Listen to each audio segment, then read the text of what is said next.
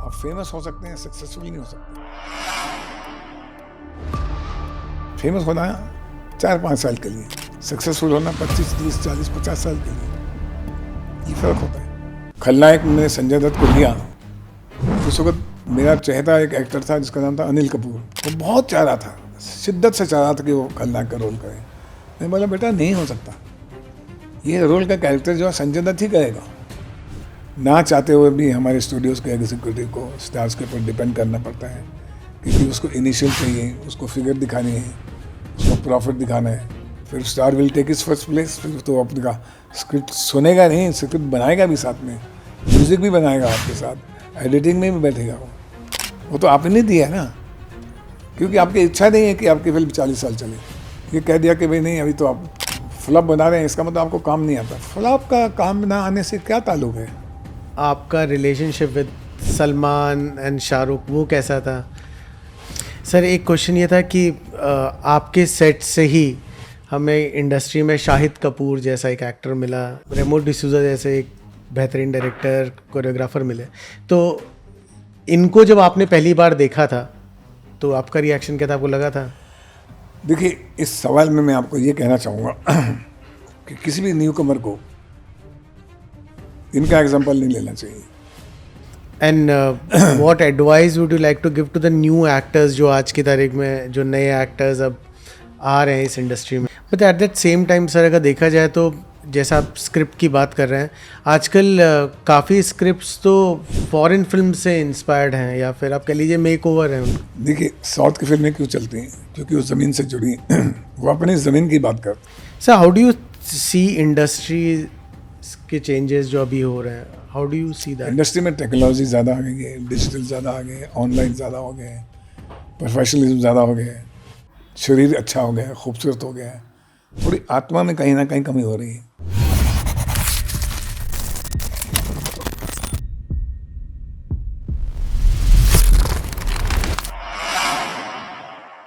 Hello friends, welcome in conversation with Ishaan. आज हमारे special guest हैं कोई और नहीं बट बॉलीवुड के शोमैन सुभाष घई साहब। Sir thank you so much for your time. हाँ जी। Sir thank you so much. पहले तो आपने अपने इतने बिजी स्केड्यूल से टाइम निकाला, उसके लिए thank you so much. Busy तो मैं बहुत हूँ, ये बात तो सही है, और टाइम भी निकाल लिया, ये भी ठीक बात है। तो दिल से आपको धन्यवाद पहले तो पूरी टीम की थैंक तरफ यू। से। Thank you. अच्छा सर, अगर आपकी बात की जाए तो आपको एक खिताब से नवाजा गया है शोमैन ऑफ बॉलीवुड। मतलब after Raj Kapoor it's you who is been called as showman of Bollywood. और आपके बाद कभी कोई, इतने डायरेक्टर्स आए बट कभी कोई वो चीज़ शोमैन ऑफ बॉलीवुड नहीं जीत पाया।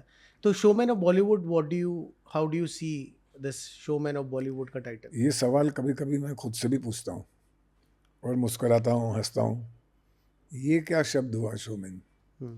लेकिन मीडिया ने, आपको पता है कि मीडिया कोई भी टाइटल आपको जब देता है तो ज़िंदगी भर आपके साथ चलता है वो। इसी हर जनरेशन में कोई ना कोई फिल्म मेकर या कोई ना कोई ऐसे बंदे आते हैं जो थोड़ा सा काम थोड़ा सा हल्का अलग से अलग कर देते हैं। राज कपूर साहब को कहा जाता था असली शोमैन तो वही थे। उनके नेक्स्ट जनरेशन में मुझे नाम ये नवाजा गया, जैसे आपने कहा मुझे, जो कि मैं नहीं मानता हूँ। तो मैंने एक जर्नलिस्ट से पूछा कि भाई आप मुझे शोमैन क्यों कहते हैं? तो उसने बोला कि साहब इसलिए नहीं कहते कि आप कपड़े वड़े रंगदार पहनते हैं। हम आपको इसलिए कहते हैं कि आपकी जो फिल्में हैं उनका जो एक वो शो की तरह लगती है। वो लगता है कि 3 घंटे बैठ के हम एक सपना देख कर आए, एक आप ड्रीम दिखा जिसके अंदर लार्जर दैन लाइफ कैरेक्टर्स हैं, जिसमें लार्जर दैन लाइफ लोकेशंस हैं, ग्रैंड म्यूज़िक है, बिग ओपेरा म्यूज़िक होता है। तो जब आपकी फिल्में देखते हैं तो उसका हमारा जो एज एन ऑडियंस देखने का नज़रिया है और एक्सपीरियंस है वो अलग ही होता है। तो इसलिए हम आपको शोमैन के नाम से जानते हैं। पर मैं समझता हूँ कि जो शोमैन है वो तो जो शो बनाता है वो शोमैन है। मैं दूसरी जनरेशन का हूँ, अभी तीसरी जनरेशन आ गई है। अगर आप देखें तो मैं समझता हूँ कि करण जौहर भी शोमैन है, क्योंकि he has so many platforms to perform. वो मल्टी टैलेंटेड लड़का है।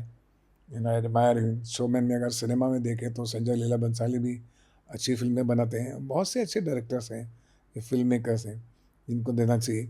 बल्कि आज मैं जो सोशल मीडिया में देखता हूँ तो मुझे तकरीबन हर तीसरा बंदा शोमैन ही लगता है। मैं आपको बताऊं सर, मैं जब आपका इंटरव्यू करने आया तो मैंने पापा से पूछा अपने कि आपको क्या लगता है सुभाष जी को क्यों बोला जाता होगा शोमैन। तो उन्होंने मुझे बड़ा प्यारा आंसर दिया। उन्होंने बोला कि राज कपूर साहब के बाद he is the only man till date जिसके सिनेमा में इंद्रधनुष के सातों रंग दिखते थे। तो इस तरीके से भी लोग।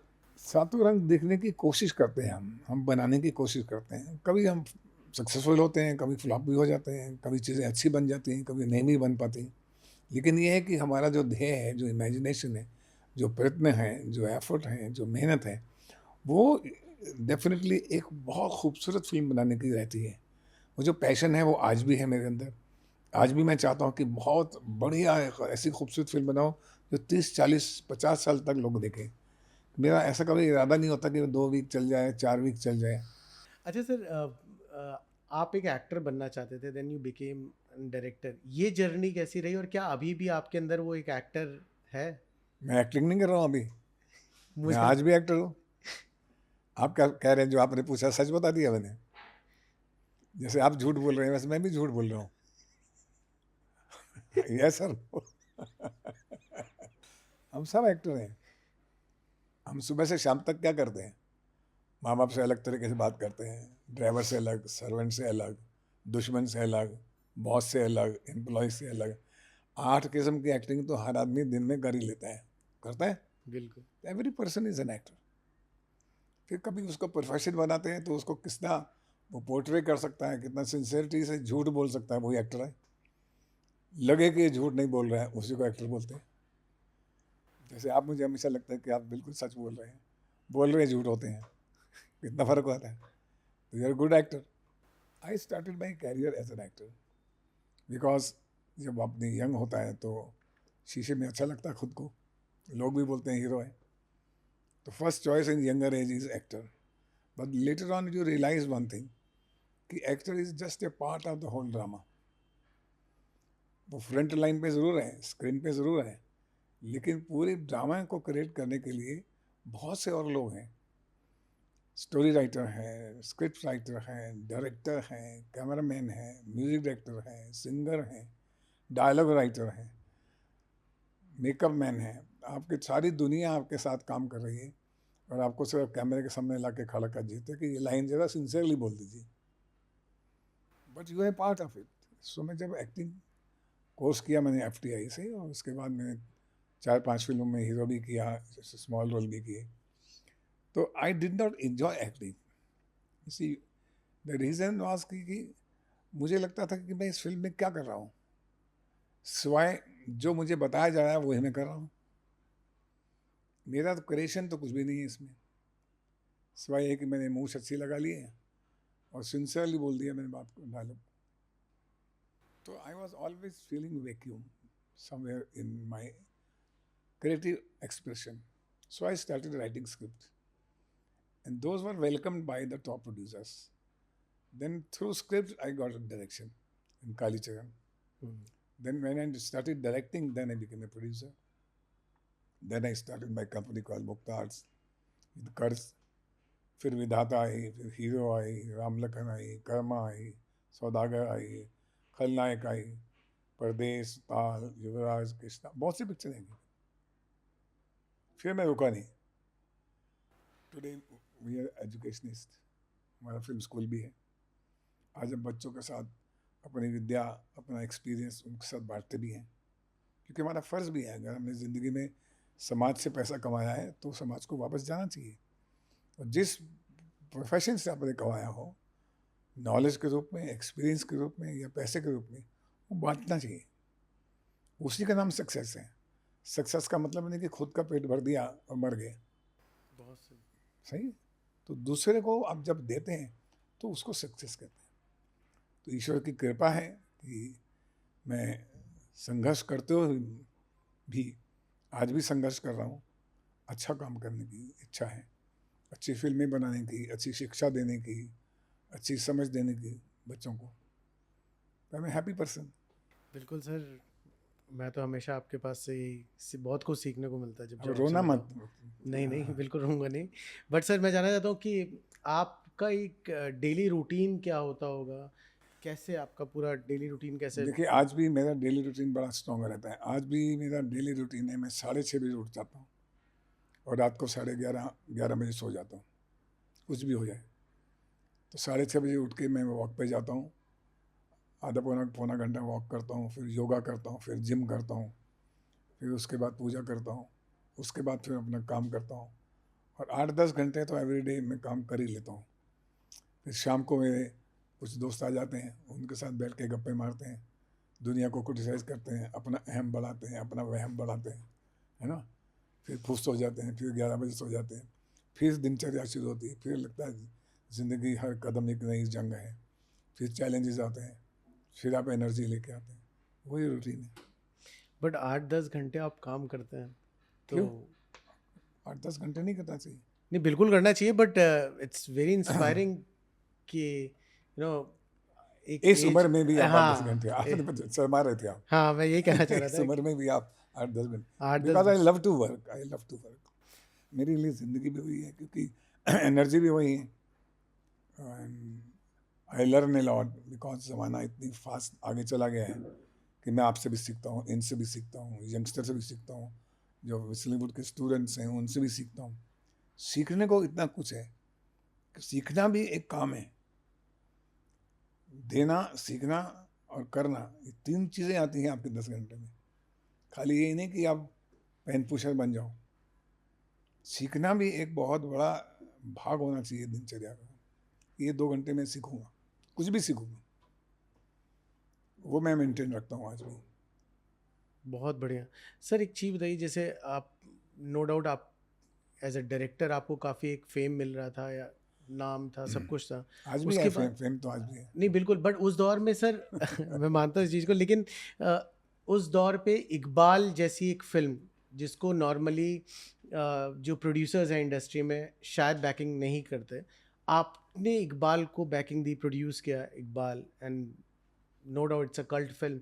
देखिए, मुख्तार में जब हमने प्रोडक्शन शुरू की, अभी तक हम लोगों ने 45 फिल्म प्रोड्यूस की हैं। हम्म। मैंने 18 फिल्में डायरेक्ट की हैं, लेकिन प्रोड्यूस हमने 45 की है। तो उसमें हमने 2 सेक्शन बनाए कि एक फिल्म जो है मेन स्ट्रीम कॉमर्शियल सिनेमा, और दूसरा हमने एक डिवीज़न बनाया मुक्ता सर्च लाइट। तो मुक्ता सर्च लाइट के अंतर्गत हमने सोचा कि जितनी भी लो बजट फिल्में हैं, आर्टिस्टिक फिल्में हैं, इशू बेस्ड फिल्में हैं, ये यूनिक आइडियाज़ हैं जो लो बजट में बन सकते हैं, वो हमने बनाए। हमने बनाई जॉगर्स पार्क फिल्म बनाई हमने, आपके सामने है, जिसका म्यूज़िक बहुत बड़ा हिट हुआ। राहुल पिक्चर बनाई प्रकाश झारी ने डायरेक्ट की, इकबाल बनाई, और बहुत सी फिल्में हैं जो छोटे लेवल पे और अच्छे लेवल पे। फिर हमने मराठी फिल्में प्रोड्यूस की, फिर हमने बंगाली भी प्रोड्यूस की, पंजाबी प्रोड्यूस की। तो जब आप कंपनी एक बड़ी बनाते हैं तो उसके फिर डिवीज़न भी बन जाते हैं ना। लेकिन हमने था कि भाई बेईमानी नहीं करनी, अगर कमर्शियल फिल्म बना रहे तो कमर्शियल बनाओ, फेस्टिवल फिल्म बनाते हो तो फेस्टिवल फिल्म बनाओ, और अगर छोटे बजट की फिल्म बनानी है, कुछ कहना है, तो अब वो बनाइए। हम बनाते हैं, आज तक बनाते हैं। Very nice. Sir you follow Osho a lot. जी, So ओशो को मैं 40 साल से फॉलो कर रहा हूँ। आप समझ लीजिए कि 1980 से मैं मिला उनको 1-2 बार ही हूँ।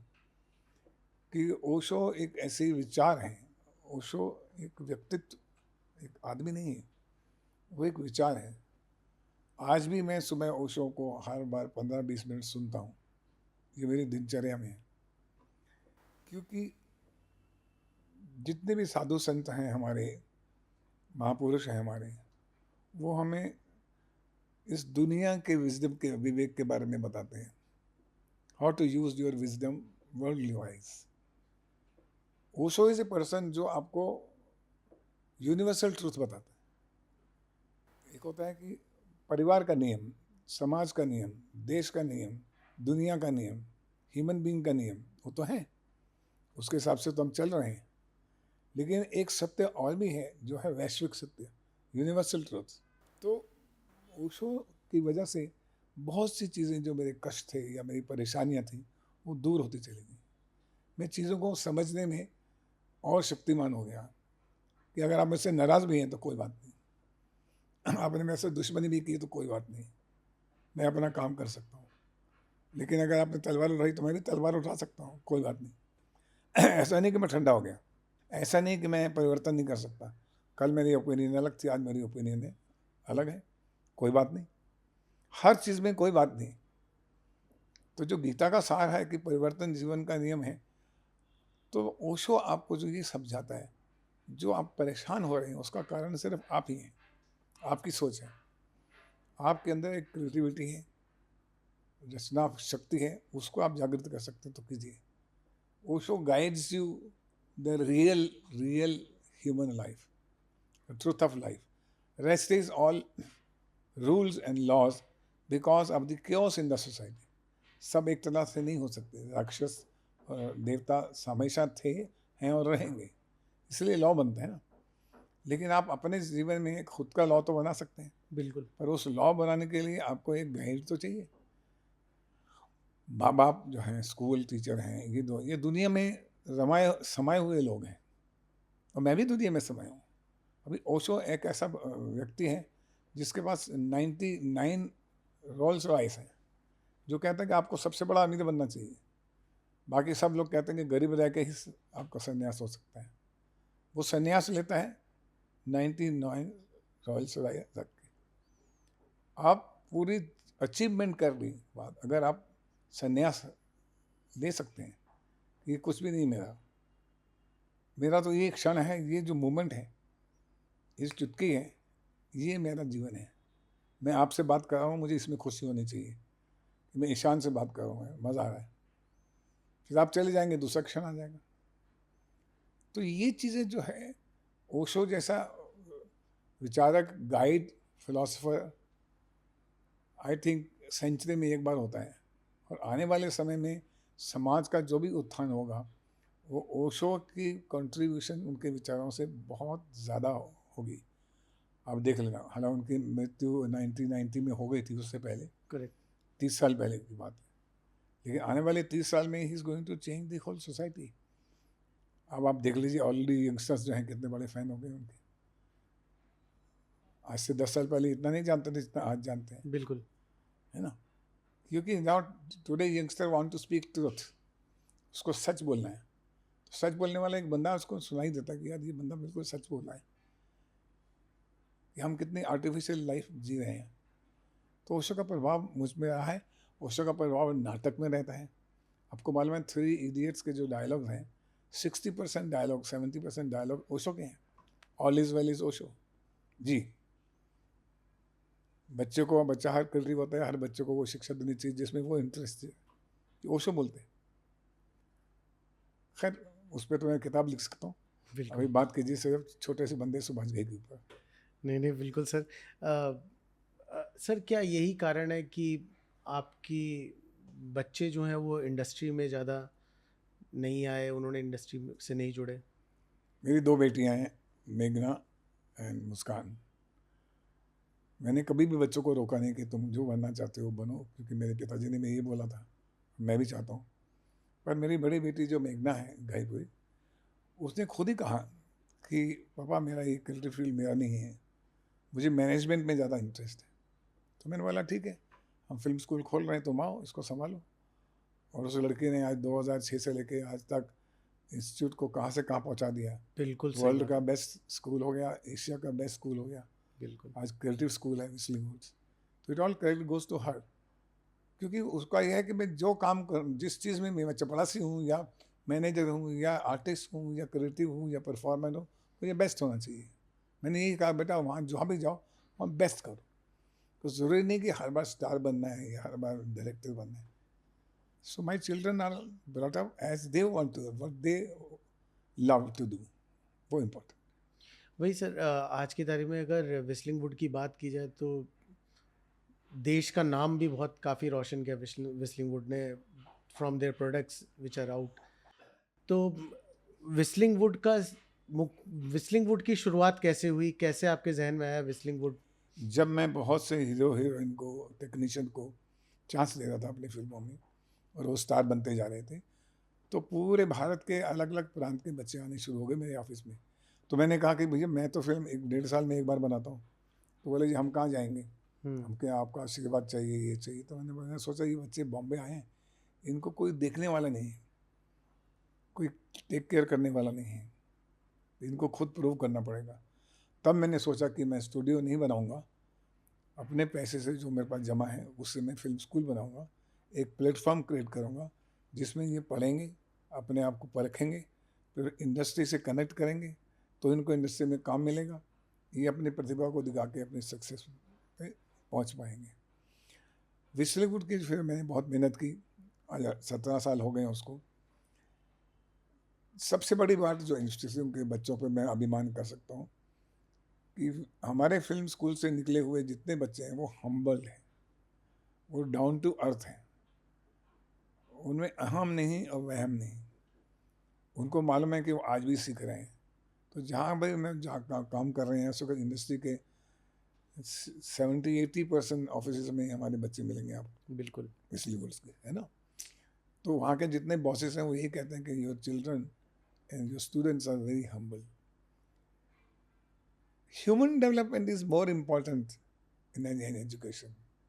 अगर आपकी ह्यूमन डेवलपमेंट नहीं है, उसके अंदर आपकी पर्सनैलिटी के अंदर की आत्मा अगर डेवलप नहीं होती है, तो आप आर्टिस्ट या परफॉर्मर बनेंगे थोड़ी दिन के लिए। आप फेमस हो सकते हैं, सक्सेसफुल नहीं हो सकते। फेमस होना 4-5 साल के लिए, सक्सेसफुल होना 25, 30, 40, 50 साल के लिए, ये फ़र्क होता है। तो मैं बहुत खुश हूँ अपने बच्चों पर। They are very well train, well guided, they are focused. अगर हम बच्चों को व्यक्ति निर्माण के साथ बड़ा कर सकते हैं तो इससे बड़ा अभिमान क्या हो सकता है। बहुत बड़ी बात है सर, ये बहुत बड़ी बात है, धन्यवाद। क्योंकि आज की तारीख में अगर इंस्टीट्यूट्स देखें तो they are more focused on other things than human development. Very nice. अच्छा सर, आपसे कॉन्वर्सेशन पूरी नहीं हो सकती जब तक हम ताल, परदेस, सौदागर, ये सब जो फिल्में हैं उनका जिस तरीके से वो कैनवास खींचा गया था उसके बारे में जानना चाहते हैं सर। कैसे, आई स्टिल रिमेंबर एक दिन मैं और आप ही बात करते, मैंने आपको बताया पानी की बूंद से म्यूज़िक निकाल दिया, मतलब गजब था वो तो। ईशान जी, म्यूजिक पानी की बूंद से ही निकलता है। ईशान जी, म्यूजिक पहाड़ों से निकलता है। ईशान जी, म्यूजिक पेड़ों से ही निकलता है, हवा से निकलता है। विसल कहाँ से निकलती है? हवा से। बिल्कुल। जब वो पेड़ों में टकराती है। और बांसुरी कहाँ से बनती है? पेड़ों की बम्बू से, उनके बिल्कुल। छेद से। कोई भी चीज़ ऐसी नहीं जो कि हमारे ईश्वर के बनाए हुए जो प्रकृति है उससे जुड़ी नहीं है। तो पानी की बूंद हो तो उससे जब आप कनेक्ट होते हैं, संगीत पैदा होता है, नाटक पैदा होता है, बुद्धि पैदा होती है, विकास पैदा होता है। Nature is the first thing. आज हम पूजा करते हैं किसी देवी देवताओं की, या कुरान को मानते हैं, जपसी साहब को मानते हैं। क्यों मानते हैं? क्योंकि हम चाहते हैं कि वो आंतरिक शक्ति इतनी दे कि हम उस वैश्विक शक्ति से, उस पावर ऑफ एनर्जी, उन एनर्जी से जो यूनिवर्सल है उससे कनेक्ट करेंगे तो हम विकास कर सकते हैं। जब हम इन दुनिया के बीच में इन कंपटीशन में रहेंगे तो हम इतने बौने रहेंगे जितने बौने ये हैं। बहुत सही। वेरी हम नाइस। हमारा कंपटीशन बौनों में नहीं होना चाहिए, हमारा कंपटीशन होना चाहिए कि बहुत कुछ है आसमान के आगे भी। If you are connected to the god means the universal energies. बाकी तो रिलीजन का नाम है, खत्म। बट तो ये जब फिल्में जब आपने बनाई तो उसका कैनवास कैसे आप खींचते थे, क्या सोचते जैसे थे? आप ताल ले लीजिए, हाँ। ताल में पहला कैरेक्टर मैंने ये रखा कि एक लड़की है जो कि डिवाइन नेचर से जुड़ी हुई है, पहाड़ों से है, शहर से बहुत दूर है, जो बारिश की बूंदों को भी एक अपना आनंद समझती है, जो गरीबी को भी अपना आनंद समझती है, माँ बाप को, परिवार को, देश को, है ना। उसी आनंद से उसको एक आनंद दूसरा मिलता है, फिर वो उसकी तरफ आकर्षित होती है। वो करते करते वो कॉस्मेटिक वर्ल्ड में चली जाती है। तो कॉस्मेटिक वर्ल्ड में आने के बाद उसको लगता है कि वही आनंद अच्छा था जो पहले थी में। क्योंकि ओरिजिनली जो मानसी पैदा होती है ताल में, वो आखिर तक मानसी रहती है। अगर आप देखें बिल्कुल। आप ताल में एक बात बड़ी नोट कीजिए, शायद बहुत कम लोग नोट की होंगी जब उसका क्लाइमेक्स गाना चलता है, इश्क बिना क्या जीना यारा, उसमें ऐश्वर्या का डांस नहीं है। पहले गाने में, इश्क गाने में डांस है और वो डांसर है कैरेक्टर। दूसरे में कॉस्मेटिक वर्ल्ड में भी डांसर है, लेकिन क्लाइमेक्स में जिस वक्त तो मेडिटेशन में पहुंच जाती है तो सिर्फ गाती है। पीछे डांसर डांस कर रहे हैं तो वो नहीं डांस करते। ये आपने नोट नहीं किया होगा, आपको लगेगा वो डांस कर रही है। तो जब इस तरह से आपकी डिवाइन एनर्जी आपके अंदर होती है कैरेक्टर्स में, तो आपकी कहानी में भी होती है, कैरेक्टर्स में भी होती है। विश्वास से बात होती है, चाहे वो परदेश हो, कि गंगा हो, या यादें की बेचियाँ हों। तो उस लेवल पे जब आप पहुंच जाते हैं, क्योंकि मैंने क्राइम फिल्में बनाई खलनायक तक, खलनायक के बाद 3 फिल्में मेरी इस तरह से बेटियों के ऊपर आई, नारी के ऊपर। फिर मैंने इंटरनेशनल फिल्म बनानी शुरू की, कृष्णा और युवराज। तो क्राइम तो बहुत पीछे चला गया मेरा। और जो पिक्चरें क्राइम में मज़ा आता है, मर्डर, मिस्ट्री, फलाना, शूट, वायलेंस, सेक्स, ये ना, उस मसाले से मैं दूर आ गया। क्योंकि आजकल आदमी ग्रो तो होता है, बिल्कुल। तो ग्रो करते करते मैं वहाँ पहुँच गया। और मैंने हर फिल्म को अपना उतना ही आनंद लिया। मैं समझता हूँ कि कोई भी ऐसी फिल्म मैंने नहीं बनाई जिसमें मैं तल्लीन नहीं था, जिसमें आनंदित नहीं था। I enjoyed every film was a one life for me. चाहे वो कभी चली, कभी नहीं चली, तो ठीक है। ये आपकी एक अंदर की शक्ति होनी चाहिए, कोई भी काम कर लिया। बिल्कुल सर। अंदर की शक्ति से ही जानना चाहते हैं सर, आपके ऊपर उस समय डबल मीनिंग गाने का भी एक लगा, चोली के पीछे क्या हाँ है। हाँ, लगा, बिल्कुल लगा। तो चोली के पीछे क्या है, और वो 40 साल के बाद अब फिर चोली से पीछे आपने देखा है कॉस्मेटिक वर्ल्ड में एक नई फिल्म भी बनाई गई है ना, जो कि मुझे लोगों ने पूछा कि आपको कैसा लग रहा है कि इसमें, तो मैंने बोला कि कोई भी चीज़ जब आपकी क्रिएट की होती है, अगर उसको इमिटेशन इज़ अ फ्लैटरी, तो ये तो कम्प्लीमेंट है मेरे लिए कि सुभाष जी आपने बड़ा अच्छा काम किया था, हम उसको दोबारा बना रहे हैं। लेकिन जिस टाइम वो काम किया था उस वक्त उसको बहुत क्रिटिसाइज़ किया गया था, ये वल्गर है, ये फलाना है, इसको निकाल देना चाहिए, इसकी फिल्म बंद होनी चाहिए, ये फिल्म चलनी ही नहीं चाहिए, रिलीज़ ही नहीं होनी चाहिए। तो मैंने उनसे कहा कि जो आप सोच रहे हैं मैंने उस नीयत से बनाया ही नहीं है। मेरी नीयत में कुछ हो है, मेरी नीयत में फोक सॉन्ग है, एक आर्टिस्टिक प्रेजेंटेशन है, एस्थेटिक्स हैं उसके अंदर, जैसे वो रहेंगे। पर वो लोग रिएक्शन जल्दी कर देते हैं कभी कभी, है ना। तो आज वही आइकॉनिक बात हो गई ना, अगर किसी फिल्म में दोबारा रिपीट हुआ, या आपके कोई भी बिल्कुल सर। डायलॉग रिपीट होता है, या चीज़ रिपीट होती है 30-40 साल बाद, तो अपने आप में खुद ही आइकॉनिक रूप ले लेती है वो। तो डबल मीनिंग जो है वो हमारा एक फोक कल्चर है।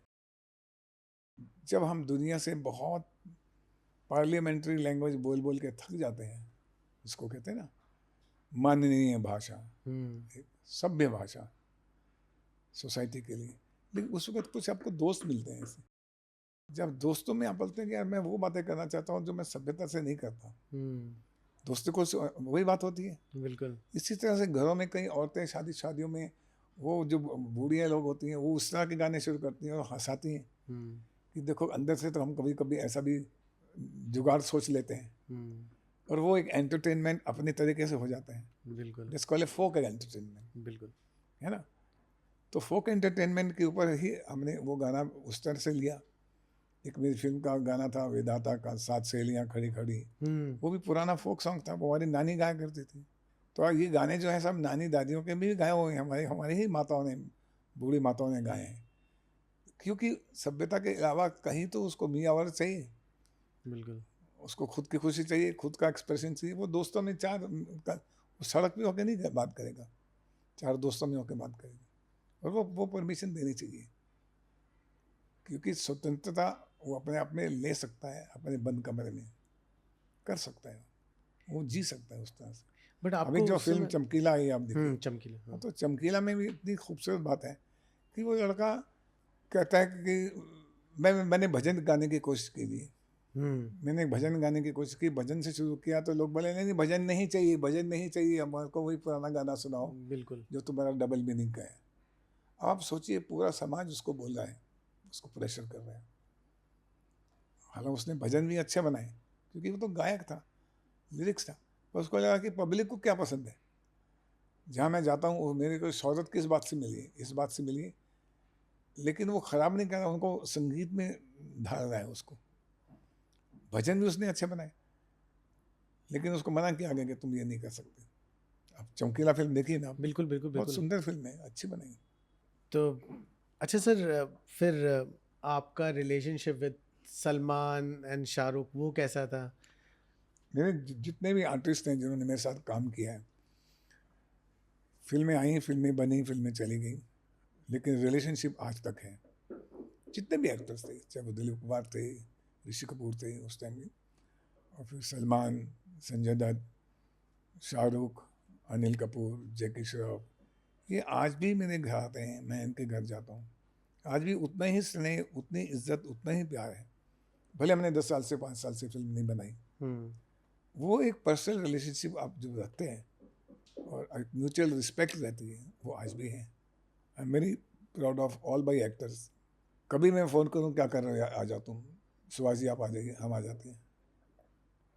बताइए इससे खूबसूरत अचीवमेंट क्या हो सकती है। फिल्में तो बनती रहती हैं, लेकिन अपने रिश्ते बनाए वो सबसे बड़ी बात है। धन्यवाद। सर ये बात तो आपने बहुत सही कही। आपका मुरीद तो मैं भी हूँ बहुत बड़ा। Thank you. क्योंकि बेस्ट पार्ट जो मैंने देखा है कि आप हर जनरेशन के संग रिलेट कर जाते हाँ, हैं एंड हर जनरेशन के संग कम्युनिकेट कर जाते हैं, सबसे बड़ी बात है। क्योंकि मेरे अंदर सीखने की आदत है, मेरे को यंगर जनरेशन बहुत पसंद है, क्योंकि son is always a father of a man. तो सन से सीखना ज़्यादा इम्पोर्टेंट है कि आज के टाइम पे क्या हो रहा है। मेरी अक्सर सोसाइटी जो है वो यंगस्टर के साथ है, मेरी टीम यंग है। देखिए बैठे हुए नौजवान बैठे हुए हैं सामने, यू नो, पूरे इंस्टीट्यूट में नौजवान है, क्योंकि मैं सीखता हूँ उनसे और उनकी लैंग्वेज समझने की और बोलने की कोशिश करता हूँ। Sir how do you see industry के चेंजेस जो अभी हो रहे हैं, how do you see that? Industry में टेक्नोलॉजी ज़्यादा आ गई है, डिजिटल ज़्यादा आ गए हैं, ऑनलाइन ज़्यादा हो गए हैं, प्रोफेशनलिज्म ज़्यादा हो गया है, कॉस्मेटिक ज़्यादा हो गया है, शरीर अच्छा हो गया है, खूबसूरत हो गया है, थोड़ी आत्मा में कहीं ना कहीं कमी हो रही है। आत्मा जो है वो थोड़ी थोड़ी थोड़ी पीछे जा रही है, क्योंकि कंपटीशन इतना बढ़ गया है, पॉपुलेशन इतनी बढ़ गई है, लोग इतने बढ़ गए हैं कि धक्कम धक्की, जितनी गाड़ियाँ छोटी सड़क में जाएंगी उतनी कंजस्टेड हो जाएंगी। वो तो नेचुरल है और वो हो रहा है। It will find is one way, best will survive. And sir अगर आपके टाइम की बात करें और आज के टाइम में मैं देखा है कि एक्टर्स धीरे धीरे वो एक मुकाम हासिल करते आ रहे हैं, या एक फिल्म में ज़्यादा से एक एक्टर की हो गई आज की तारीख में, एक डायरेक्टर एक गुमनामी की लाइफ में चला जाता है बहुत जल्दी। जैसे मैं अगर रिसेंटली कुछ दौर में कुछ फिल्मों की बात करूँ तो लोगों को फिल्म बहुत पसंद आई, लेकिन शायद डायरेक्टर नहीं पता होगा, तो नाम नहीं पता होगा। नाम नहीं पता होंगे डायरेक्टर्स के, लेकिन आप उस चीज़ को कैसे देखते हैं? You see, I know, I understand, these stars have taken their first seat. First seat हुई उनकी हो गई है, पहले डायरेक्टर की होती थी, ये बात सही है। लेकिन अगर आप साउथ इंडियन फिल्में देखें, आज भी वो डायरेक्टर को प्राथमिकता देते हैं, फर्स्ट प्लेस देते हैं। All the stars respect directors heavily. That is a land of directors. हमारा बॉम्बे जो है कमर्शियल है और कमर्शियल कंपल्शंस हैं उसके अंदर। ना चाहते हुए भी हमारे स्टूडियोज़ के एग्जीक्यूटिव को स्टार्स के ऊपर डिपेंड करना पड़ता है, क्योंकि उसको इनिशियल चाहिए, उसको फिगर दिखानी है, उसको प्रॉफिट दिखाना है, जल्दी से जल्दी दिखाना है। उसको ये नहीं कि मेरी फिल्म जो है 30 साल चले, उसको ये है कि मेरी फिल्म 3 वीक में इतना कलेक्शन कर ले तो मैं सक्सेसफुल हूँ। बिल्कुल। जब ये थ्योरी चेंज हो जाती है आपकी, तो उसमें फिर स्टार ही आएगा ना। इनिशियल के लिए तो स्टार ही चाहिए। लंबी फिल्म करने के लिए, लंबी उम्र करने के लिए आपको डायरेक्टर चाहिए, राइटर चाहिए, कंटेंट चाहिए। तो जाहिर है कि आपकी डिमांड ऐसी होगी तो फिर आपको स्टार को भी पैसा देना पड़ेगा। फिर star will take is first place. फिर तो अपने का स्क्रिप्ट सुनेगा नहीं, स्क्रिप्ट बनाएगा भी साथ में, म्यूज़िक भी बनाएगा आपके साथ, एडिटिंग में भी बैठेगा वो तो आपने दिया ना, क्योंकि आपकी इच्छा नहीं है कि आपकी फिल्म 40 साल चले। आज कर जवां हैं, बिल्कुल। हीरो जवां हैं, राम लखन जवां हैं, सौदागर जवां हैं, है ना? 80s की बनाई हुई फिल्म है सर, क्योंकि हमारी इच्छा थी कि ये फिल्म जिंदगी भर चलनी चाहिए, इसमें इतना काम करो। आपके रोज टाइम पे भी एक्टर्स ट्राई तो करते होंगे, कभी एक्टर्स ट्राई तो करते होंगे इन्वॉल्व होने के। हाँ होना भी चाहिए उनको, लेकिन जितना होना चाहिए ये नहीं कि वो आके स्क्रिप्ट चेंज कर दें, इसका रोल ऐसे कर दो, मेरा रोल ऐसे कर दो, मेरी सिचुएशन ऐसे कर दो। इन्वॉल्व तो होना ही पड़ता है, क्योंकि वो भी मेजर पार्ट है फिल्म के। हम उनको पूरा स्क्रिप्ट सुनाते हैं, रिहर्सल करते हैं, वर्कशॉप्स करते हैं उनके साथ, वो तो करना भी पड़ता है। लेकिन डायरेक्टर एक्टरों को बहुत इज्जत थी डायरेक्टर के लिए। अगर उसकी पिक्चर नहीं भी चली तो भी डायरेक्टर के पाँव हाथ लगाते थे कि नहीं, हम आपके साथ करना चाहते हैं। अभी तो ये है कि आपकी पिछली पिक्चर चली ही नहीं चली, उसके ऊपर उनकी ओपिनियन बन जाती है, सोशल मीडिया में ट्रोलिंग शुरू हो जाती है। अब 3-4 पिक्चरें खराब गई। मेरा एक दोस्त है जिनका नाम है इम्तियाज़ अली, आज बनाई ना उन्होंने चमकीला, बताया ना कि डायरेक्टर क्या होता है। चमकीला is a total director film. बिल्कुल। तो फिर उनको ये कह दिया कि भाई नहीं, अभी तो आप फ्लॉप बना रहे हैं, इसका मतलब आपको काम नहीं आता। फ्लॉप का काम ना आने से क्या ताल्लुक है? काम आता है या नहीं आता है, और हिट होने से भी आपको काम आता है ये ज़रूरी नहीं है। ये जब समझ जाएंगे हमारे व्यवसाय के लोग, हमारे ट्रेड के लोग, तो सुधरने के काफ़ी चांसेस हैं।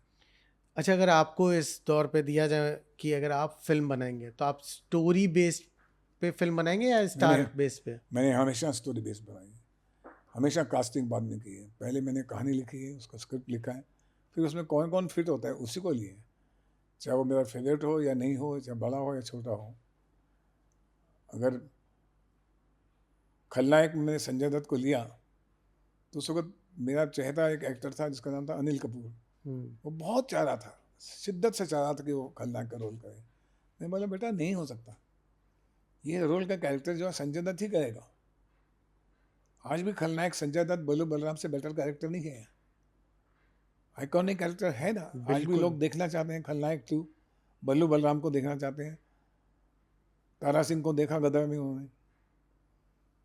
तो जो कैरेक्टर सूट करता है, तब जब आप कहानी स्क्रिप्ट लिखते हैं वो कैरेक्टर खुद बताता है कि ये एक्टर कर सकता है ज़्यादा अच्छा, आप उसी को लेना चाहिए। चाहे वो बिकता है या नहीं बिकता है, फ्लॉप है या हिट है, डजंट नॉट मैटर। आप सच्चे रहिए अपनी कहानी के साथ, स्क्रिप्ट के साथ, सिंसियर रहिए। 12वीं फेल में कौन सा स्टार है? चमकीला में कौन सा स्टार है? Very true. केरला स्टोरी में कौन सा स्टार है? कश्मीरी फाइल में कौन सा स्टार है? तो ये भी 400-400 300-300 करोड़ रुपये पीछे पहुंची है, याद रहेंगे लोगों को। तो पहले तो ये हमको एनालाइज करना पड़ेगा। But at that same time sir, अगर देखा जाए तो जैसा आप स्क्रिप्ट की बात कर रहे हैं, आजकल काफ़ी स्क्रिप्ट्स तो फॉरेन फिल्म से इंस्पायर्ड हैं, या फिर आप कह लीजिए मेक ओवर हैं उन। देखिए साउथ की फिल्में क्यों चलती हैं? क्योंकि वो ज़मीन से जुड़ी हैं। वो अपनी ज़मीन की बात करते हैं। कांतारा अपनी ज़मीन की बात कर रहा है। जब हम भारतीय हैं, भारतीयों के लिए फिल्म बना रहे हैं, तो भारत की ही बात करनी चाहिए। हमारे पास 10,000 कहानियाँ हैं भारत में, पता है आपको? 10,000 कहानियाँ हैं। रामायण है, गीता है, महाभारत है, भाषा है, कालिदास है, दूत वाक्य में। हम उन पर ध्यान नहीं देना चाहते हैं, क्योंकि हम मेहनत नहीं करना चाहते, हम उसको डिस्कवर खोज नहीं करना चाहते, हमसे रिसर्च नहीं करना चाहते। लेकिन अगर रिसर्च करेंगे तो बहुत कुछ है। मेरा मैं कहने का मतलब ये कि अगर हम भारतीय सिनेमा की बात करते हैं तो उसमें सिर्फ भारतीय कहानियाँ और भारतीय इश्यूज और भारतीय वैल्यूज़ की बात होनी चाहिए, सब ठीक हो जाएगा। At that same time, sir, how do you see the portrayal of female characters in today's cinema? Female जैसे बदलती रहती हैं। पहले 1940 में 50 में पति परमेश्वर थी, अभी वर्किंग वूमेन है, अभी इक्वल राइट्स हैं, अभी नारी शक्ति को प्रधानता मिलती है, पहले नहीं मिलती थी। इसीलिए पहले रोती रोती हुई हीरोइन थी, जानी दुखी। हम्म। आज प्रगतिशील है, You can see women growing in some way, in her own way. I'm very happy for that. And what advice would you like to give to the new actors जो आज की तारीख में जो नए एक्टर्स अब आ रहे हैं इस इंडस्ट्री में? 2-3 बातें, कॉपी मत करो किसी को। तुम जैसे हो बड़े खूबसूरत हो। कीप प्रैक्टिसिंग, एक्टिंग की प्रैक्टिस करते रहो, उस विषय को समझो और अपने आप को प्रेजेंट करो उस कैरेक्टर में, कभी फेल नहीं होगे। अच्छा, पिछले 3 सालों में आपकी फेवरेट फिल्म कौन सी रही है, अभी रिसेंट के दौर की बात करें तो? इसी फेवरेट नहीं कहनी चाहिए, आप कहना चाहिए जिसको देख के मुझे आनंद आया, और किसी को देख के कभी परेशान भी हो जाता हूँ, कभी मैं क्वेश्चन भी करता हूँ। मुझे 12वीं फेल अच्छी लगी, चमकीला अच्छी लगी, मुझे याद नहीं आ रहा, लेकिन नाम लेंगे तो मैं शायद बता दूंगा आपको। 12वीं फेल और चमकीला दोनों ही डायरेक्टर्स के लिए एक बहुत बड़ा कॉम्प्लीमेंट है सर, आपको फिल्म पसंद आ रही है, यही बहुत है। अच्छा sir, are you active on social media? Very much. I love social media because I love to interact. I love to watch their comment. I want to love their interactions. Insta में क्या लिखते हैं, Facebook में क्या लिखते हैं। मैं ज़्यादा उस तरफ नहीं जाता जिस तरफ आप जा रहे हैं। उस तरफ जाता हूँ जहाँ मुझे कुछ ज्ञान मिले या मुझे समझ आने की यंगस्टर जनरेशन ऐसा सोचती है, क्योंकि उसके यूज़ भी है, मिस यूज़ भी है। तो जो यूज़फुल है वो मैं पढ़ता हूँ, लेकिन मेरा टाइम टेबल है, उसी समय पे मैं देखूँगा, सारा दिन नहीं देखता मैं उसको, क्योंकि वो फिर आपको डिस्टर्ब कर देगा। आपके वो एक ऐसा चस्का है कि आपको अपने काम से भी पीछे खींच के ले जा सकता है। और सोशल मीडिया पे आप लोगों को क्या टिप्स देना चाहते हैं? मैं यही कहना चाहता हूँ कि सोशल मीडिया को उतनी इम्पोर्टेंस दीजिए जब आपका लेजर टाइम है, जो आपका वक्त जैसे आप गेम में देते हैं खेलने में, ये खेल है, उससे आपको कुछ सीखना है, वो काम नहीं है आपका। जिनका काम है वो कर रहे हैं, लेकिन आम जिंदगी में आपकी प्रोग्रेस के रूल्स अलग होने चाहिए। इसमें आप जितना थोड़ा समय दें तो उतना अच्छा है। उसको अपना जीवन मत बनाइए, एक पार्ट ऑफ जीवन बनाइए, ये मेरा कहना है। सर एक क्वेश्चन ये था कि आपके सेट से ही हमें इंडस्ट्री में शाहिद कपूर जैसा एक एक्टर मिला, रेमो डिसूजा जैसे एक बेहतरीन डायरेक्टर कोरियोग्राफर मिले, तो इनको जब आपने पहली बार देखा था तो आपका रिएक्शन क्या था, आपको लगा था? देखिए, इस सवाल में मैं आपको ये कहना चाहूँगा कि किसी भी न्यू कमर को इनका एग्जाम्पल नहीं लेना चाहिए। जो बच्चा भाग्यशाली लोगों से कंपेयर करता है अपने आप को, वो दुखी रहेगा। आपके आइडियल होने चाहिए जिन्होंने कर्म करके स्टेप बाय स्टेप बढ़े हैं, वो आपके आइडियल होने चाहिए। भाग्य से तो कोई भी स्टार बन सकता है, कोई भी सक्सेसफुल हो सकता है। तो मेरा कंपटीशन भाग्यशाली से नहीं है, मेरा कंपटीशन कर्म योगी से है। जो कर्म करते हैं, जो मेहनत से ऊपर आए, वो भी आए, ठीक है, लेकिन उनका भाग्य था, ये नहीं कि अब मेरा भी ऐसा हो जाए। तो मुझे कर्म योगी बनना है और स्टेप बाय स्टेप शॉर्टकट से नहीं जाना है, राइज करना है आहिस्ता आहिस्ता, बस। सर लास्ट क्वेश्चन, एक एडवाइस जो आप हमारे सारे दर्शकों को देना चाहें? भारत के हो, भारतीय बन के हो, बस। Thank you so much sir, thank you so much.